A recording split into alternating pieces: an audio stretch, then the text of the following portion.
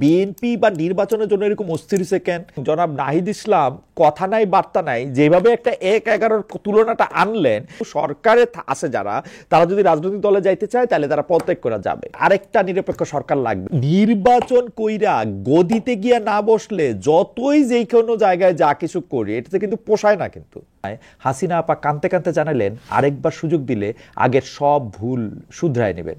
হ আপা, নিজেদের মধ্যে কামড়া কামড়ি কইরা যা বাকি থাকে বাকিগুলারে আপনি শুধরায়েন।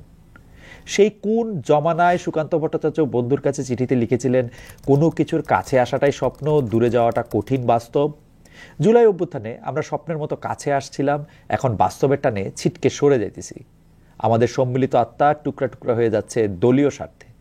বেশ কিছুদিন ধরে বিএনপি বুঝছে যে ইলেকশনের জন্য চাপ দিতে হবে, সেই জন্য বিভিন্ন ধরনের বাণী তারা দিচ্ছে।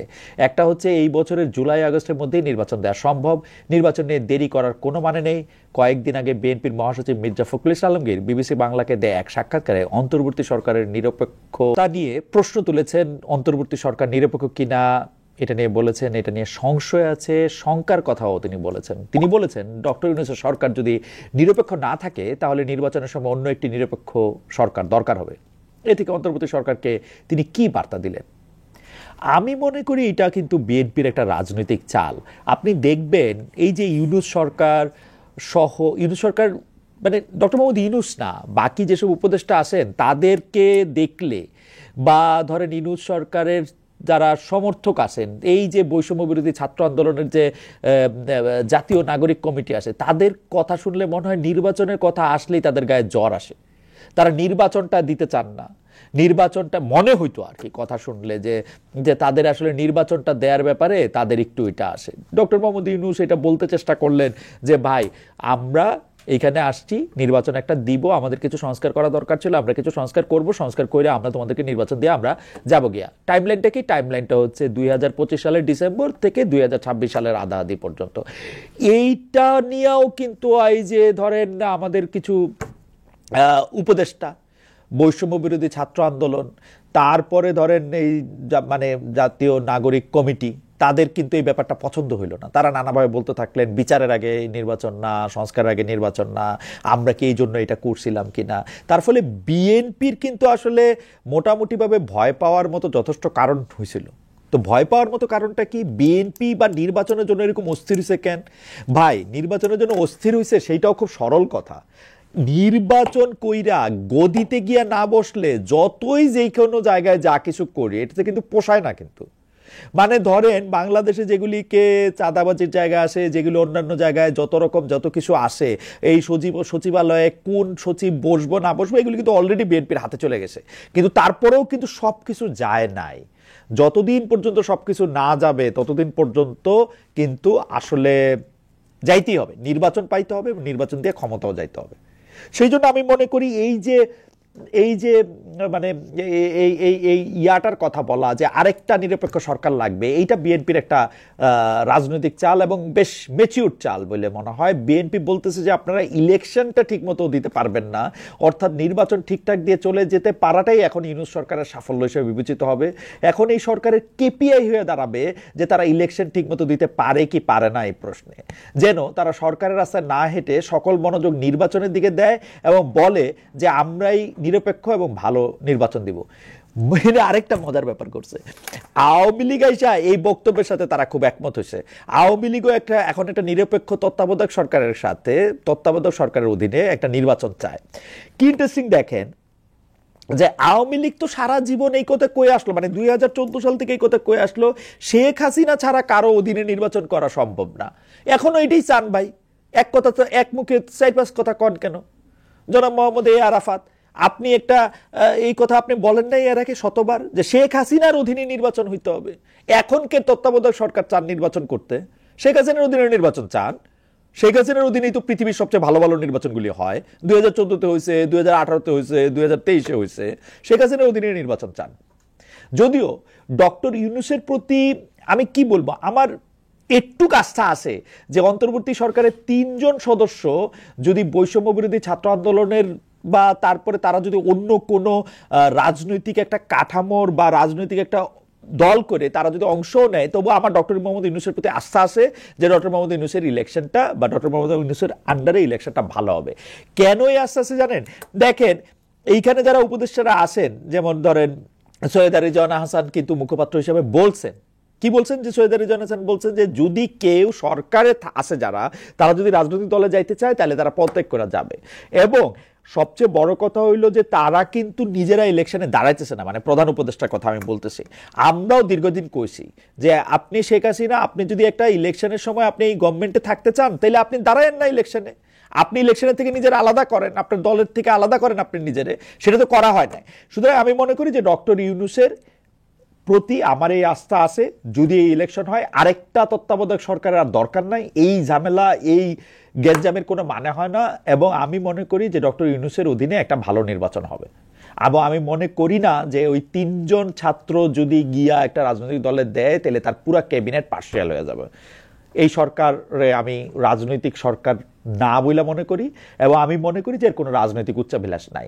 এর ক্যাবিনেট মেম্বাররা সরকারে থাকা অবস্থায় রাজনৈতিক নির্বাচনে অংশ নিলে সেটা যে একটা কনফ্লিক্ট অফ ইন্টারেস্ট হবে। আমি আবার বলি যে এইটা মির্জা ফখরুল আলমগীর ঠিক মতোই পয়েন্ট আউট করছেন, কিন্তু আমি সৈয়দা রিজওয়ানা হাসানকে শুনছি যে উনি একদম ক্লিয়ার করছেন যে এটার মধ্যে থেকে আসলে তারা যদি রাজনৈতিক দল করে তারা আসলে সরকারে থাকবে না। কিন্তু এর প্রতিক্রিয়া জানাইতে গিয়া, এই বক্তব্যের প্রতিক্রিয়া জানাইতে গিয়া মাননীয় উপদেষ্টা মহোদয় জনাব নাহিদ ইসলাম, জনাব আসিফ মাহমুদ আরেকজন মাননীয় উপদেষ্টা এবং বৈষম্য বিরোধী ছাত্র আন্দোলনের নেতা জনাব হাসনাত আব্দুল্লাহ এবং জনাব সার্জিস আলম যেভাবে প্রতিক্রিয়া ব্যক্ত করছেন, সেইটা নিয়ে আমাদের বেশি না 2-3টা কথা আছে। নাহিদ ইসলামের ফেসবুকে স্ট্যাটাসটা কোট করি। উনি বলতেছে বিএনপি মহাসচিবের নিরপেক্ষ সরকারের দাবি মূলত আরেকটা 1-11 সরকার গঠনের ইঙ্গিত বহন করে। 1-11 বন্দোবস্ত থেকে আওয়ামী ফ্যাসিজমের উত্থান ঘটেছিল। বিএনপি মহাসচিবের বক্তব্যের সামনে আরেকটা 1-11 সরকার সংসদীয় সংখ্যাগরিষ্ঠতা ও নতজানু পররাষ্ট্রনীতির ধারাবাহিকতা এবং গুম খুন ও জুলাই হত্যাকাণ্ডের বিচার না হওয়ার আলামত রয়েছে। কোটেশন শেষ। খেয়াল করেন, সব কথা কিন্তু কয়ে ফেলেছে। এর মধ্যে কি কি আছে সে সব কথা কিন্তু কইছে, যে কোনটা কোনটা আছে, গুম খুন আছে, নতজানু পররাষ্ট্র নীতি আছে, 1-11 সরকার, সংসদীয় সংখ্যাগরিষ্ঠ ইত্যাদি আছে। অর্থাৎ যা মানে মানে মানে প্রথম কথা, 1-11 সবচেয়ে ওয়ার্স সাফারার ছিল হচ্ছে বিএনপি। এখন বিএনপির যদি বলে যে 1-11 মতো আর একটা সরকার সে আনতে চাইতেছে, তাহলে সেইটার থেকে হাস্যকর আর কোনো কথা হইতে পারে না। এখন কইতে পারে যে 1-11 সময় আওয়ামী লীগের যে অবস্থান ছিল, এরকম একটা 1-11 করে বিএনপি সেরকম একটা অবস্থান চাই, তাহলে একটা আলাদা কথা। কিন্তু আমার কাছে মনে হয় যে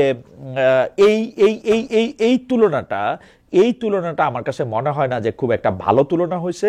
এবং জনাব নাহিদ ইসলাম কথা নাই বার্তা নাই যেভাবে একটা 1-11 তুলনাটা আনলেন, এটা আমার মতামত যে 1-11 যদি কোনো সময় কোনো 1-11 বাংলাদেশে আসে, এইটার উস্কানিটা বা এইটা কোত্থেকে এইটা শুরু হয়েছে, এই শুরুর দিকের যে কতগুলি চ্যাপ্টার থাকে না, কতগুলি ফ্যাক্টর থাকে না, এটার মধ্যে এই নাহিদ ইসলাম সাহেবের এইটা বিবেচিত হইব।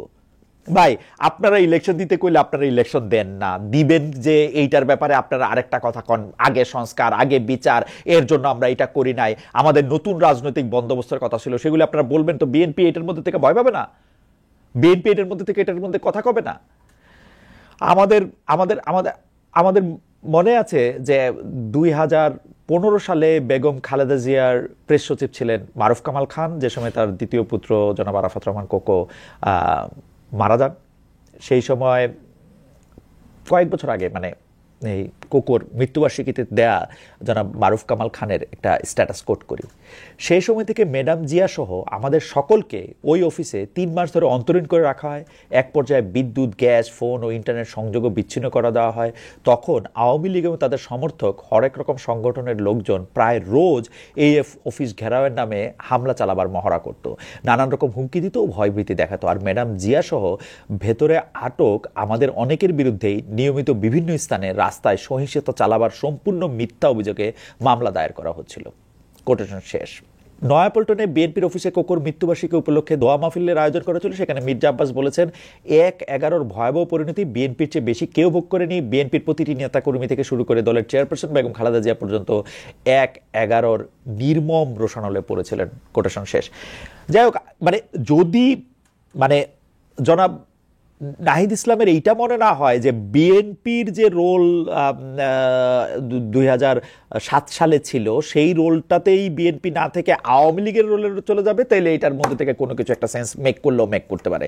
কিন্তু দেখেন, আমার কাছে কিন্তু মনে হয় যে কার কথায় বা কার পরামর্শে, কার দেখিয়ে দেওয়া পথে এরা যেন এইটা চিন্তা করতেছে যে বিএনপি আওয়ামী লীগের সাথে মিলা যাবে, সেই জন্য বিএনপিকে আসলে একটু চাপে রাখা দরকার, বিএনপিকে একটু কথা শোনানো দরকার, এইটা আমার মাথায় ঢোকে না।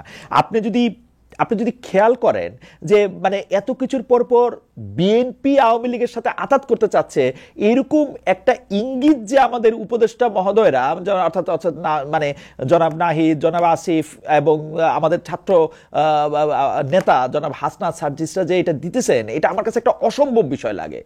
দেখেন, তারেক রহমান দেশ ছাড়া হয়েছেন আওয়ামী লীগের কারণে, খালেদা জিয়াকে তো জেল তো খাটানো হয়েছেই, এবং সেই জেল খাটানোটার পরেও আমি যেটা দেখি, যেই দেখেন এই এই এই এক বছরের মধ্যে, এই 1-1.5 বছরের মধ্যেও এই আওয়ামী লীগের সভানেত্রী শেখ হাসিনা যে খালেদা জিয়া সম্পর্কে যেসব কথা বলছে, সেগুলো আপনাদের মনে পড়ে? সেসব কথা আসলে জনসমক্ষে উচ্চারণ করা যায়? একটা মানে এইসব কথাগুলি কেউ কোনোদিন বলতে পারে? মানে এইটা কি বিএনপি এখন কি স্বার্থে, মানে মানে কোন জায়গা থেকে এখন আওয়ামী লীগের সাথে মিলে যাবে এইটা এইটা এইটা এইটা মনে হইতে পারে? মানে কোন কোন বাস্তবতায় কোন দিন বিএনপি এসে আওয়ামী লীগের সাথে আতাত করবে, এইটা কার মাথায় ঢুকছে, কার মাথায় এটা বলা হচ্ছে, আমার এটা মাথায় ঢুকে না। এরা আমার টেক হইল বিএনপির একটা অংশ অবশ্যই চাইবে যে আওয়ামী লীগ ইলেকশনে থাকুক, কারণ তাতে সারা দুনিয়ায় তাদের একটা লেজিটিমেসি থাকে যে তারা একটা কম্প্রিহেন্সিভ ইলেকশন করছে। বিএনপি কিন্তু নির্বাচন চাওয়ার পাশাপাশি তাদের লোকদেরকে, আমার ধারণা, আমার সাথে তো আর বিএনপির কথা হয় না, কিন্তু তাদের লোকদেরকে স্পেসিফিক ইনস্ট্রাকশন দিছে যে আওয়ামী লীগের নেতৃবৃন্দকে আওয়ামী লীগের লোকজনের বিরুদ্ধে মামলা দেওয়ার জন্য। মামলা দিয়ে তারা মোটামুটি এখন ঠিকানা ছাড়া আছে, তারা কিন্তু নিজেদের গ্রামে দেশে থাকতে পারতেছে না। আওয়ামী লীগ যদি এখন স্থানীয়ভাবে ইলেকশনও করে, সেই ইলেকশনের ক্ষেত্রে কয়জন আওয়ামী লীগের লোকজন অংশ নিতে পারবে বা আদৌ আওয়ামী লীগ অংশ নিবে কিনা, মানে আওয়ামী লীগের ব্যাপারটা দেখেন। 2014-এর পর থেকে শেখ হাসিনার অধীনে ছাড়া অন্য কোনো ইলেকশন তারা করবে কিনা, করতে পারবে কিনা, সেটা তো পরের ব্যাপার। তারপরও তাদের লোকেরা আসলে এটার মধ্যে অংশগ্রহণ করতে পারবে কিনা, সেটা আরো পরের ব্যাপার। তার চেয়েও বড় ব্যাপার হচ্ছে যে তাদের আসলে কতটা জনপ্রিয়তা রয়েছে এখন, কতটা কতটা রয়েছে। তো বিএনপি তো ভালো, বিএনপি তো এখন আওয়ামী লীগের সহ ইলেকশন করতে চাবে, একটা কম্প্রিহেন্সিভ ইলেকশন করার জন্য, সারা দুনিয়ারে দেখানোর জন্য যে আমরা আমরা আমরা আমরা আমরা সবাই নিয়ে একসাথে ইলেকশন করছি। আওয়ামী লীগের জনপ্রিয়তা যে এখন তলানির মধ্যে এবং তলানির নিচে, এবং মানে আমি কি বলবো, মানে এই এই এই জনপ্রিয়তা নিয়ে তারা এখন ইলেকশনে মাঠে আসবে, আইসা খুব ভালো করবে, এইটা কে বিশ্বাস করবো, এটা আমি জানি না। 15 বছরের দুঃশাসন, নানা রকমের প্রাতিষ্ঠানিক ধ্বংস ইত্যাদি কারণে জনগণ তাদের প্রত্যাখ্যান করেছে। তার মধ্যে প্রতিদিন নতুন নতুন নৃশংসতার খবর আমরা পাচ্ছি। যেমন গুম সংক্রান্ত তদন্ত কমিশনের তথ্য অনুযায়ী বহু মহিলাকেও গুম করা হয়েছে। কমিশনে কিছু কেস স্টাডির কথা বলি, এক নারী কমিশনকে জানিয়েছেন তাকে গর্ভবতী অবস্থায় 1 মাস আটকে রাখা হয়েছিল, তার 3 বছর ও 18 মাস বয়সী 2 শিশু একই সঙ্গে আটকে ছিল। গর্ভবতী হওয়া সত্ত্বেও একজন পুরুষ অফিসার ওই নারীকে মারধর করতেন। একটা 6 বছর বয়সী বাচ্চাকে আটকে রাখা হয়েছিল, তার সাক্ষাৎকার আছে প্রতিবেদনে। তাকে তার মায়ের সঙ্গে সিটিটিসিতে আটকে রাখা হয়েছিল। অন্য একটি ঘটনায় একজন মা এবং তার বাচ্চা মেয়েকে তৎকালীন র্যাব 2 ব্যাটালিয়ন সদর দপ্তরে রাতে আটকে রাখা হয়েছিল। পরের দিন মেয়েটিকে গাড়ি থেকে রাস্তায় ফেলে দেওয়া হয়, মায়ের কোনো খবর পাওয়া যায়নি। প্রতিবেদনে বলা হয়েছে পরিবারের মতে একজন ইমাম শিশুটিকে খুঁজে পেয়ে তাদের কাছে ফিরিয়ে দিয়েছিলেন। তাদেরকে র্যাব কেন্দ্রের যে ঘরে রাখা হয়েছিল কমিশন তা শনাক্ত করেছে। অনেক মেয়েদেরই নির্যাতন করা হয়েছে পরিবারের পুরুষ সদস্যের কাছে পৌঁছানোর জন্য। এরকম একটা দল যারা পালায় যাওয়ার 5 মাস পরেও অমানবিকতার নতুন নতুন রেকর্ড ব্রেকের খবর আমরা পাচ্ছি। তারা ইলেকশনে দাঁড়ালেই জনগণ তাদের কোলে তুলে নিবে। গোল্ডফিশ হইতে পারি আমরা, তাই বলে এত। লুনা রুশদি অবশ্য এই জায়গায় আমার সাথে একটু দ্বিমত পোষণ করেন। তার মতো আগামী অন্তত 3টা নির্বাচনে আওয়ামী লীগ যাতে অংশ নিতে না পারে তার জন্য আইনি ব্যবস্থা নিশ্চিত করা দরকার। অন্তর্বর্তীকালীন সরকারের একটা গণহত্যাকারী দলের এইটুকু শাস্তি অন্তত প্রাপ্য। কিন্তু আইনি ব্যবস্থা বলতে আসলে রুশদি যেটি বুঝেছেন, আমি আমার টেকটা একটু বলি যে এটা আসলে এক্সিকিউটিভ অর্ডারেই আসলে এটা সম্ভব। বিচার করে এটা একটা লম্বা প্রসেস সরকার যদি চায় এক্সিকিউটিভ অর্ডার দিয়ে এটা আসলে নিষিদ্ধ করতে পারে তারা যদি চায়। আর তারা এটা প্রাপ্য কিনা এই বক্তব্য লুনা রশিদের, এই বক্তব্য আমার না। আমি মনে করি যে দলের তারা ইলেকশন করলে করতেই পারে, ইলেকশন তারা করুক, এতে আমার আপত্তি নেই। কিন্তু যদি সরকার যারা এই রাষ্ট্র ক্ষমতা পরিচালনার দায়িত্বে আছে তারা যদি মনে করে যে আওয়ামী লীগ আসলে কি বলে নিষিদ্ধ হইতে হবে তাদের 3 টার্মের জন্য, 2 টার্মের জন্য, 5 টার্মের জন্য, সেটা তারা এক্সিকিউটিভ অর্ডারে করতে পারে। এইবার সংস্কার প্রসঙ্গে আসি। দুনিয়ার বিভিন্ন দেশের চরিত্র বোঝা যায় বিভিন্ন রকম ক্ষেত্রে। বাংলাদেশের সবচেয়ে ভালো চেনা যায় হচ্ছে পাটিগণিতে। সেই যে বান্দরের তৈলাক্ত বাঁশ বেয়ে ওঠার অঙ্ক মনে আছে আপনাদের? এই রকম বাঁদর বান্দর যে 2 গজ উঠে, মানে আমাদের অঙ্ক বইয়ে বানর ছিল, বানর, এইরকম বানর যে 2 গজ উঠে 3 গজ নামে, তারে বাংলাদেশ ছাড়া আপনি আর কই পাবেন? ডক্টর ইউনূসের সরকারেই দেখেন 5 মাস ধরে তৈলাক্ত বাঁশ বেয়ে উঠতেছে আর নামতেছে, দেশের হাড়ির হাল, টাকা পয়সা ঠনঠন করতেছে, ওদিকে ওনারা আছেন কসমেটিক সার্জারি নিয়ে। পুলিশ বাহিনীর অপরাধের বিচারের দিকে হুঁশ নাই। র্যাব কেন এখনো আছে? বিলুপ্ত করা হচ্ছে না কেন? র্যাবের কালো পোশাক দেখলে তাদের আত্মা কাঁপত, তাই তাদের এখন টিয়া পাখি বানানো হয়েছে। পুলিশ, র্যাব, আনসার এরা এই জমানায় শেখ সাদি পোশাকেই পরিচয়। সুমন রহমানের একটা স্ট্যাটাস শেয়ার না করে পারতেছি না। খারাপ না, পুলিশ দেখলে মনে হবে আনসার, র্যাব দেখলে মনে হবে পুলিশ, আর আনসার দেখলে মনে হবে cadet. By the way, Humayun আহমেদের হলুদ হিমু কালো র্যাব বইটার নাম চেঞ্জ করার চাপ তৈরি হলো। নতুন সংস্করণে কালোর বদলে নীল বা আকাশি র্যাব রাখা হবে হয়তো, কিন্তু আকাশি বা নীল র্যাব পর্যাপ্ত পরিমাণে ভীতি এবং অনুপ্রাস ছড়াইতে ব্যর্থ হবে, এইটা একটা ক্ষতি হয়ে গেল। র্যাবের পোশাক আরেকটু ডিপ কইরা নাম দেয়া যায় টিয়া র্যাব, বা আরেকটু ঘোলা কইরা নীলা র্যাব, কিংবা আরেকটু হালকা কইরা অলিভ কালারের অলিভিয়া। এতে কইরা পুলিশ শুধু জনগণের বন্ধু না, একেবারে প্রেমিকা হয়ে যাইবে। কিন্তু জোকস অ্যাপার্ট, আমি আসলে জোকস অ্যাপার্টের জায়গায় আসতে গেলে একটা কথা কইতে চাই যে ভাই, বাংলাদেশে কারো অত্যাচার করতে ক্ষমতা লাগে, সেই ক্ষমতাটা আসলে তারে পোশাক দেয় না, ক্ষমতাটা দেয় তাকে বিচারহীনতা, ক্ষমতাটা তারে দেয় হচ্ছে সে কতটা হেডম, অন্যায় অন্যায্যভাবে দেখাইতে পারতেছে তার উপরে। কোনোদিন কোনো বই খাতা ঘাইটা এটা করে না। দেখবেন আপনি, আমরা খুব জনপ্রিয়ভাবে আমাদের হারুন সাহেবের কথা কই না, যে পুলিশ এসপি না, মানে কি ডিবির প্রধান হারুন সাহেবের কথা। তা হারুন সাহেব তো পোশাকে পড়তো না, কিন্তু তার এটা কি কম ছিল? আবার এই হারুনও আমি বলি একটা মাঝারি পুলিশ কর্মচারী কিন্তু ছিল হারুন। অনেকে এই কথাটা বললে এখন একটা খুব আরাম পায় যে হারুন ধরে নিয়ে গিয়েছিল 6 জন সমন্বয়করা। অবশ্যই হারুন ধরে নিয়ে গিয়েছিল, মানে হারুনের ধরে নিয়ে যাওয়ার ক্ষমতা আছে নাকি? হারুনরে অবশ্যই পুলিশ কমিশনার বলছে, নাহলে তার বস আইজি বলছে, নাহলে তার বস স্বরাষ্ট্রমন্ত্রী বলছে, এবং অবশ্যই শেখ হাসিনা বলছে যেন তাকে ধরে নিয়ে গেছে। এটা হারুন ধরে নিয়ে গেছে, এবং হারুনকে 1 তারিখ আবার দেখা গেল এখান থেকে সরায়ও দেওয়া হয়েছে। এইসব গল্প আমি বলি, বাংলাদেশে শেখ হাসিনার আমলে শেখ হাসিনার নির্দেশ ছাড়া গাছের পাতাও নড়তো না। জোকস অ্যাপার্ট, এই 3 বাহিনীর পোশাক পরিবর্তন, মানে পুলিশের পোশাক পরিবর্তনের কথা বলতেছি, যে বিপুল পরিমাণে টাকা খরচ হবে, একদিকে কর আরোপ করতেছে, আরেকদিকে হুদাই খরচ করতেছে। কাপড় বদলালি সব সাফসুতরা হয়ে যাবে। আর আছে চৌবাচ্চার অঙ্ক, ওই যে 41টা ফুটা দিয়ে পানি বেরোয়, অথচ পানি আসে মাত্র 2টা নল দিয়ে। যেদিকে তাকান পানি বেরই হইতেছে। ব্যাংকিং, শিক্ষা, লিগ্যাল সিস্টেম, চিকিৎসা, পুলিশ ফোর্স, রাজনৈতিক দল, কোনটা রেখে কোনটা ধরবেন? এখন দুনিয়ার কোনো সরকারের সাধ্য নাই এতগুলা ফুটা একসাথে বন্ধ করার। এই সরকারের হাতে সময় যেহেতু কম, তারা চেষ্টা করতে পারে অন্তত 2-4টা বড় ফুটা বন্ধ করার, তাতে বাকি 37-38টা আপসেই বন্ধ হয়ে যাবে। 1 নম্বর হলো দুর্নীতি। যেমন ব্যাংকিং খাতে সিস্টেমেটিক দুর্নীতি, সার্ভিস সেক্টরের দুর্নীতি, কোনো একটা কাজ করতে গেলে পাসপোর্ট বানানো, গ্যাসের লাইন, টিভির লাইন, বিদ্যুৎ লাইন, এইসব কাজের জায়গাগুলিতে অ্যাডমিনিস্ট্রেশন এরকম টাইট বানাতে হবে যাতে ঘুষ নেওয়ার কোনো সুযোগ না থাকে। মানে ওই দিন আবার দেখলাম একটা অনুষ্ঠানে একজন বলতেছেন যে আমাদের যে পরিবহন সেক্টরে যে পরিবহন সেক্টরে যে একটা কিরকম একটা অবস্থা চলতেছে, একটা নগরের মধ্যে যে একটা পরিবহন ব্যবস্থা নাই, সেইটা যদি ঠিক করতে পারতো এই সরকার ঠিক করার যদি কোনো উদ্যোগ নিত, তাহলে একটা কাজ হতো। কারণ দলীয় সরকার আইসা এগুলি ঠিক করা অনেক অনেক অনেক অনেক অনেক কঠিন কাজ। কারণ তারা একসাথে চাঁদাও লাগবে, চাঁদা লাগবে, ভোট লাগবে, জনতুষ্টি লাগবে, আবার সবকিছু লাগবে। এই সরকারে যেহেতু কোনো কিছু লাগবে না, তারা এগুলি ঠিক করতে পারতো। একই সাথে যে নল দিয়া পানি ঢুকবে সেটা আরো প্রশস্ত করা লাগবে, রপ্তানি ঠিক করতে হবে, ক্যাপিটাল মেশিনারি নিয়ে এসে চাকরির ক্ষেত্র বাড়াতে হবে। আমাদের জীবনী শক্তি যে পরিমাণের, তাতে আমাদের কোনো কাজ দিয়ে ব্যস্ত না রাখলে আরও বেশি মব জাস্টিসের জায়গা তৈরি হবে। কারণ এই এনার্জি তো কোথাও না কোথাও খরচ করা লাগবে, তাই না? আমাদের ব্যস্ত না রাখা গেলে আমরা একজন আরেকজনের বিভিন্ন আদর্শের পকেটে ভরার জন্য মুখায়া থাকবো, বিভিন্ন রকম বয়ান বানায় ট্যাগিং করব। সোশ্যাল মিডিয়ার বহু লোকে তো এক্সপার্ট এগুলিতে। কেউ বললো তুই মুসলমান, না তুই সুন্নি মুসলমান, তুই সাতপন্থী মুসলমান, তুই বাঙালি, তুই চেতনাধারী বাঙালি, তুই হলি জয় বাংলার বাঙালি, তুই ডানাতে খাস। তুই নুডলস খাস, তুই মাথায় ঝুটি করস, এই করতে করতে মানুষকে ব্র্যাকেট বন্দি করা আর বিভেদ সৃষ্টি করা সহজ। এটা কেমনে থামানো যাবে? কথায় বলে অলস মস্তিষ্ক শয়তানের কারখানা। এই মাথাগুলারে, হাত পা মুখগুলারে কাজে ব্যস্ত করতে হবে। বাংলাদেশে হইতে হবে উদ্যোক্তা ফ্রেন্ডলি। আমরা কিন্তু দেখছি যে আমাদের গ্রাজুয়েট লোকেরাও সিঙ্গারা বানাইতে বা ঝালমুড়ি বানাইতে আর শরম পায় না। মানে আগে পাইতো কিন্তু সরব, এখন কিন্তু সিঙ্গারা বানায় বেচতে, চা বানায় বেচতে, গ্রাজুয়েট হয়েছি, মাস্টার্স পাস করছি, এগুলি আর কেয়ার করে না। কিন্তু সেই 80-র দশকে রাজ্জাক সাহেব কিন্তু শরম পাইতো। নায়ক হইয়া 80-র দশক বা 70-র দশকে রাজ্জাক সাহেব অনেক শরম পাইতেন। আমাদের নায়ক রাজ্জাক সাহেব নায়ক হইয়া তার জুতা পালিশ করতে হইলে লজ্জায় মরমে মইরা গিয়া তিনি সাবানা কবরী বা ববিতার কাছে মুখ দেখাইতে পারতেন না। আমাদের পোলাপেন কিন্তু অনেক স্মার্ট, তারা মাস্টার্স পাস করলেও উবার চালাইতে বা পাঠাও মোটরসাইকেল চালাইতে দ্বিধা করতেছে না। তারা এর জন্য রেডি। সরকারের এইখানে কি করতে হবে, এই জায়গাটা একটু প্রশস্ত করে একটা প্রশস্ত করার ব্যবস্থা করে দিতে হবে। বিদেশে সম্ভাব্য স্কিল্ড মাইগ্রেশনে চাকরি ক্ষেত্র তৈরি করতে হবে।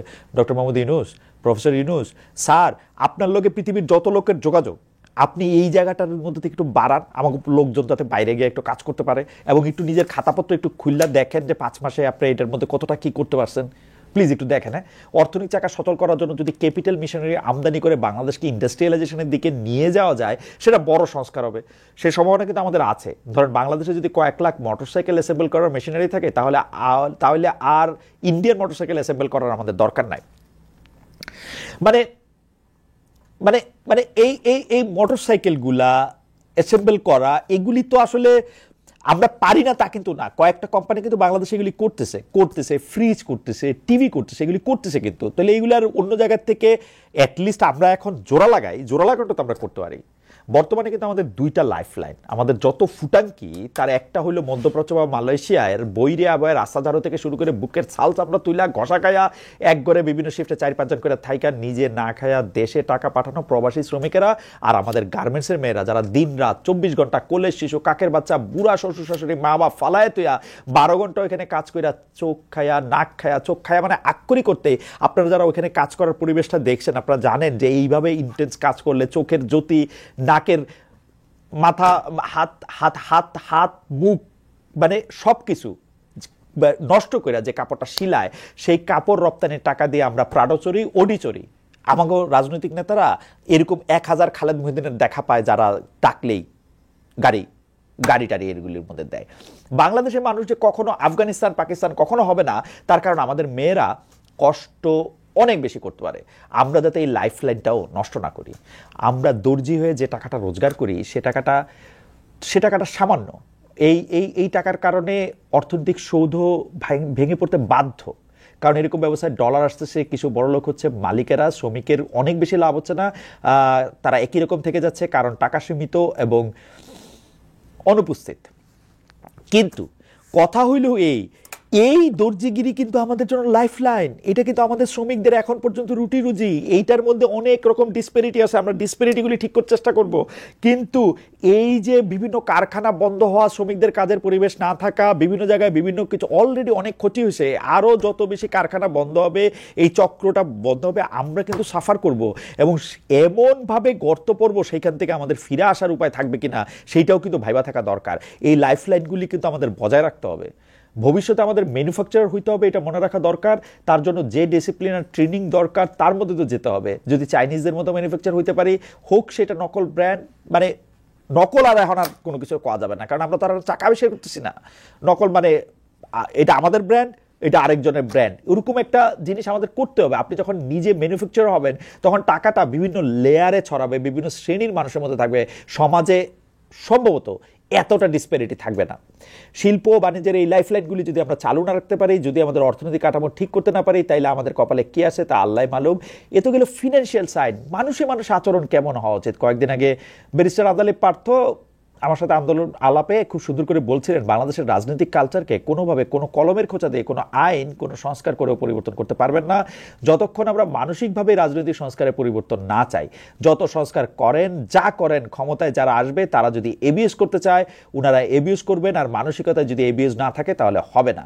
সেইটাই আসল বিষয়, যে মাইন্ডসেট, সেটা রাজনৈতিক দল হোক, নেতা হোক, সাধারণ মানুষ হোক, যে কোনো পরিবর্তনের শুরুর ধাপটা হয়ে নিজের চিন্তায়, নিজের মননে আমাদের শিক্ষার মান বাড়াতে হবে, যাতে দুনিয়ার উন্নত দেশগুলির সমানে সমানে দাঁড়াতে পারি। আমরা বাংলাদেশে মাস্টার সার্টিফিকেট নিয়ে যখন ইংল্যান্ড, অস্ট্রেলিয়া, আমেরিকা যাই, তারা বলে তোমাদের দেশের সার্টিফিকেট আমরা মানি না, কারণ তোমাদের মাস্টার্স আমাদের ডিগ্রি পাশেরও সমান না। যখন অন্য একটা দেশ আমাদের বিশ্ববিদ্যালয়ের সার্টিফিকেট গোনায় ধরে না, তখন দেশভর্তি বিশ্ববিদ্যালয় নিয়ে গর্ব করে আসলে লাভ কি? শিক্ষা ব্যবস্থা, আমরা বিশ্ববিদ্যালয় নিয়ে গর্ব করি, কিন্তু আমাদের বিশ্ববিদ্যালয় আমাদের যে সার্টিফিকেট দিচ্ছে সেটা ডিগ্রি হিসেবে গণায় নিচ্ছে না অন্যরা। সর্বোপরি আমাদের যে সার্বিক চোর চরিত্র সেটা বদলাইতে হবে। আমরা যেমন আমাদের রাজনীতিবিদরা তো সেরকমই হইব, তাই না? 10-এর মধ্যে 9 জন আমরা চোর, এই কারণে রাজনীতিবিদরাও চোর, কারণ তাদের তো এই মুখের হাগুলি মিটাইতে হয়। তারা তো পকেটের পয়সা দিয়া 150 বা 257টা গরুর মেজবান দিবে না রে ভাই। আমরা তো অর্ধেক পাগল হয়ে গেছি এই কারণে যে এমপি সাহেবরা নাই, তাই 100-200 গরুর মেজবান হচ্ছে না। এই আসিফ সার্জিস হাসনাতদের উপরও চাপ বাড়ছে মেজবানি খাওয়ানোর। তোমরা একটা জায়গায় যাইতেছো, তোমরা আটা রুটি আর আলু ভর্তা খাও, এটা কেমন কথা? অমুক এমপি তো আইসা আমাদেরকে মেজবান খাওয়াইতো। তখন তাদের মনে হবে আহারে তাই তো, এখন বিভিন্ন দিক থেকে টাকা আনাও।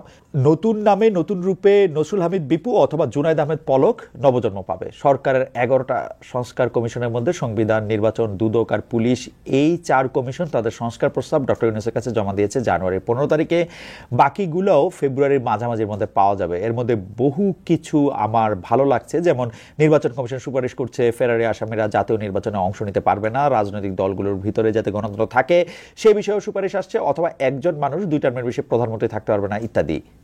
পুলিশ সংস্কার কমিশনের সুপারিশের মধ্যে আছে ফৌজদারি মামলার তদন্তের জন্য বিশেষ দল গঠনের সুপারিশ, পুলিশের কাছে GPS tracking, video recording device, vest এগুলি যাতে থাকে। রাতের বেলায় কোনো বাড়িতে তল্লাশি নিতে হলে সেখানকার ম্যাজিস্ট্রেট বা সরকারের প্রতিনিধি বা সমাজের মান্য কারো উপস্থিত থাকা লাগবে। পুলিশের নামে যদি মানবাধিকার লঙ্ঘনের অভিযোগ থাকে তবে তার তদন্ত করবে মানবাধিকার কমিশন। জুলাই অভ্যুত্থানে অপরাধী পুলিশদের শাস্তি নিশ্চিত করতে হবে, আর ভবিষ্যতের জন্য জনবান্ধব পুলিশি ব্যবস্থা গড়ে তুলতে হবে ইত্যাদি। জনপ্রশাসন সংস্কার কমিশন যদিও এখনো তাদের সুপারিশ জমা দেয় নাই, মানে পাবলিক করে নাই, বিকেন্দ্রীকরণের অংশ হিসেবে ঢাকা, চট্টগ্রাম, রাজশাহী, খুলনা এই 4টা প্রদেশ করার প্রস্তাব হয়তো আসছে। এইটা প্রদেশের প্রস্তাবটা কিন্তু আমার কাছে একরকম ভালোই লাগছে।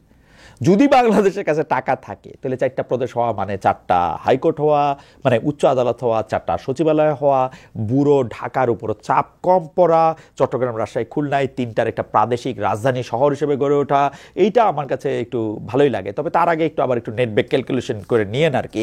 প্রদেশ হইলে কিন্তু সে আবার প্রদেশের জন্য আলাদা বিশেষ লাগবে, অনেকগুলি চাকরির ক্ষেত্র যেমন তৈরি হবে, সচিবালয় লাগবে। টাকার হিসাবটা একটু করে নিয়েন, সেই টাকাটা কোত্থেকে পাবেন এবং কিভাবে এটা একটা বিজনেস কেস হইতে পারে সেটা আগে বলে রাখেন। খালি বলার জন্য এরকম বললেন না। ডক্টর জাফরুল্লাহ 17টার কথা বলছিল, এর আগে আরো কতজন জানি কতগুলি কথা বলছিল। এই প্রশাসনিক বিকেন্দ্রীকরণ আমার কাছে ভালো লাগে। যত বেশি মানুষের কাছে এই প্রশাসন দোরগোড়ায়, যত বেশি মানুষের দোরগোড়ায় পৌঁছাবে ততটাই ভালো। আমার কাছে মনে হয় যে এই এই এই জিনিসগুলির ক্ষেত্রে রাজনৈতিক ক্ষেত্রেও একটা মানে প্রদেশ হলে একটু ক্ষমতার ভারসাম্য আসবে যদি এটা সম্ভব হয়। কিন্তু এই যেটা আগে বললাম, এর জন্য কি পরিমাণ টাকা লাগবে, কি পরিমাণ অবকাঠামো লাগবে, তার জন্য আমরা এখন রেডি আছি কিনা সেটা দেখতে হবে। এবং সবচেয়ে বড় কথা হলো এইটা হইলে আমাদের অর্থনীতিতে এটা কি প্রভাব বিস্তার করবে, আমরা কি ভালো করব সেইটাও আসলে একটু বিবেচনা করে দেখতে হবে। কিন্তু সেইটা পরের পদক্ষেপ। আরও তো সুপারিশ ক্রমশ প্রকাশ্য, আশা করি আগামী পর্বে আরও বিস্তারিত বলতে পারবো।